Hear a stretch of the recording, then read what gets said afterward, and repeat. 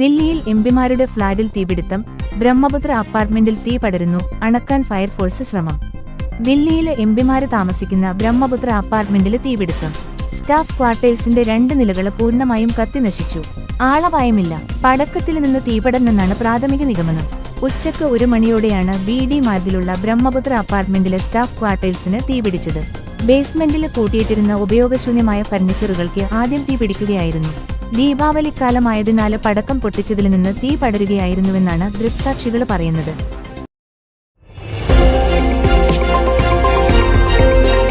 കുട്ടികൾ രക്ഷപ്പെട്ടത് അത്ഭുതകരമായി. കുട്ടികളെ പഠിപ്പിക്കുന്നതിനിടെ യുവതിക്ക് മിന്നലേറ്റു, കൈക്ക് പരിക്ക്. പാലക്കാട് കുട്ടനാട് ഇടിമിന്നലേറ്റ യുവതിക്ക് പരിക്ക്. കൂറ്റനാട് അരി ഗോഡൌണിന് സമീപം താമസിക്കുന്ന മേനോത്ത് ഞാലിൽ വയസ്സുള്ള അശ്വതിക്കാണ് ഇടിമിന്നലേറ്റത്. കുട്ടികളെ പഠിപ്പിക്കുന്നതിനിടെ പുസ്തകമെടുക്കാൻ മുറിക്കകത്തേക്ക് കടക്കുന്നതിനിടെയായിരുന്നു അതിശക്തമായ മിന്നലേറ്റത്. സംഭവത്തിൽ അശ്വതിയുടെ കൈക്കാണ് പൊള്ളലേറ്റത്.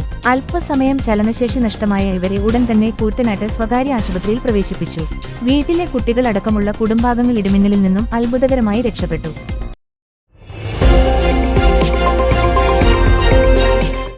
ഇടുക്കിയിൽ അതിശക്തമായ മഴയിൽ കൂട്ടാർ ആറിലൂടെ നിർത്തിയിട്ട ട്രാവലർ ഒഴുകിപ്പോകുന്ന കാഴ്ച വേദനയോടെയാണ് കേരളം ഒന്നാകെ കണ്ടത്.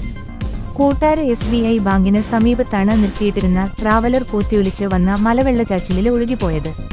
കൂട്ടാർ, തേർഡ് ക്യാമ്പ്, സന്യാസിയോട, മുണ്ടിയെരുമ, തൂക്കുപാലം, താന്നിമൂട്, കല്ലാർ തുടങ്ങിയ ടൗണുകൾ വെള്ളത്തിനടിയിലായിരുന്നു.